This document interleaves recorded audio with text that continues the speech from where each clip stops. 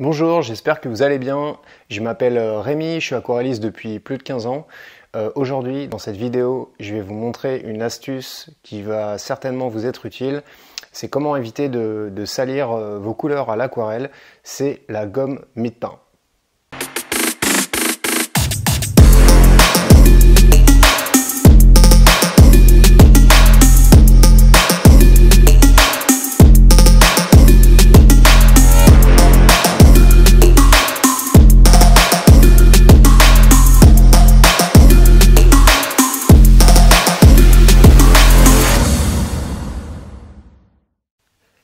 Alors, à quoi peut nous servir cette gomme mie-de-pain?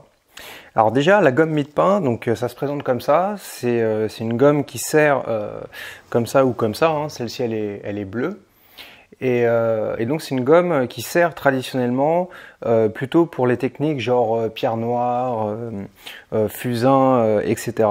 Par exemple, vous voyez, ça c'est un dessin que j'avais fait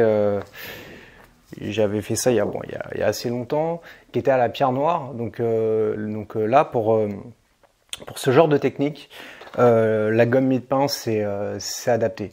Normalement, pour l'aquarelle, on n'utilise pas la gomme mie-de-pain, on utilise une gomme traditionnelle, comme ceci. Voilà. Et nous, aujourd'hui, on va voir comment on peut utiliser la gomme mie-de-pain pour l'aquarelle. Donc, par exemple, on va prendre un crayon 6B ou 4B. Donc moi, c'est les crayons que j'utilise pour l'aquarelle, plutôt un 4B, mais bon, c'est des crayons qui sont assez gras.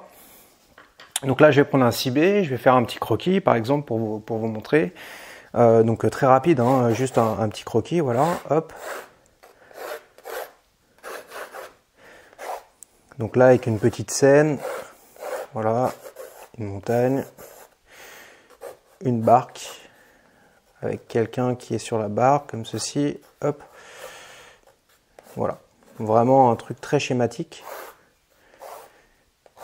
Donc l'avantage en aquarelle du crayon qui est gras, du crayon 6B, 4B, c'est que quand on va passer les lavis avec un pinceau à lavis, c'est-à-dire quand on va mettre de la couleur sur le crayonné avec ce type de pinceau, le trait va rester. Et donc on va pouvoir encore voir les traits qu'il y a en dessous. Maintenant, quand on veut utiliser une couleur relativement précise, donc dans notre cas ça va être par exemple de l'ocre jaune, on ne veut pas salir notre ocre jaune. Donc ce qu'on va faire, c'est qu'au lieu de gommer avec une gomme traditionnelle, on va gommer un petit peu le crayonné, comme ceci, avec la gomme mie-de-pain. Comme ça. Donc là, le trait va rester en fait. Le trait reste, mais on enlève le gras du crayon. Donc ça, c'est vraiment très utile quand vous voulez avoir des couleurs précises sur votre peinture. Parce que du coup, le crayon gras ne va pas se mélanger avec le pigment. Donc là, en l'occurrence, de l'ocre jaune. Donc on va faire le test, par exemple. Donc là, c'est aussi un bleu de céruléum. On va faire le test maintenant. Je vais prendre un peu d'ocre jaune. Voilà, je vais le mélanger avec un peu d'eau. Donc on met de l'eau, un peu d'ocre jaune. Pas trop de pigment, juste un petit peu de pigment. Pas mal d'eau, vous dosez. Et donc là, on va voir si le trait reste en passant donc le lavis d'ocre jaune. Hop. Vous voyez, on voit que le trait reste. On a juste gommé un petit peu.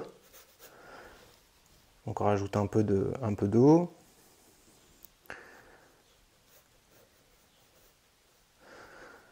Hop.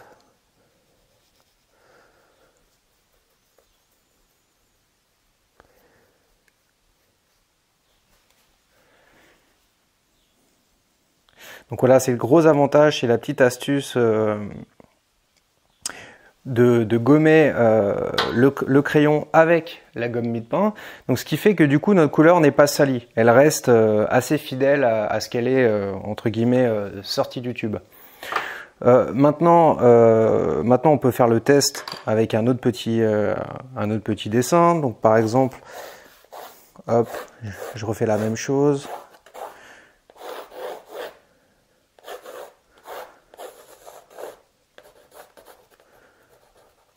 Voilà, notre pêcheur qui est ici.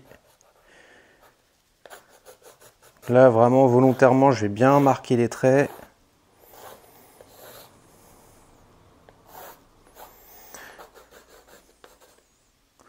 Et voire même faire un petit contraste au crayon. Voilà. Maintenant, ce qu'on va faire, c'est qu'on va faire la même chose. On va passer de l'ocre jaune en lavis. Ça s'appelle un lavis en fait quand on passe une bande de couleur avec un pinceau, soit un petit gris, soit en poil d'écureuil. C'est grosso modo c'est la même chose. Et donc là on y va. On va voir maintenant. On va passer, voilà, on va faire la même chose. Et là, vous voyez, quand on fait la même chose sans utiliser la gomme, regardez comment la couleur se salit.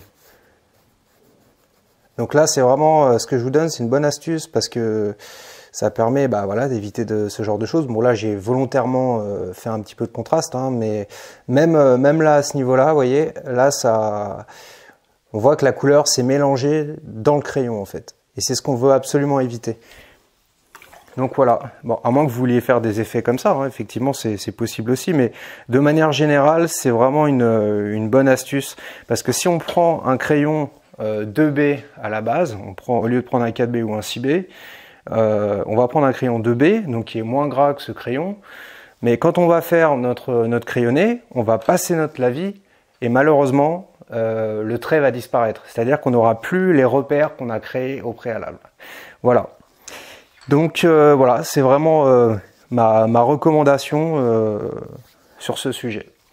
Bah écoutez, j'espère que la vidéo vous a plu, et puis je vous dis à une prochaine fois.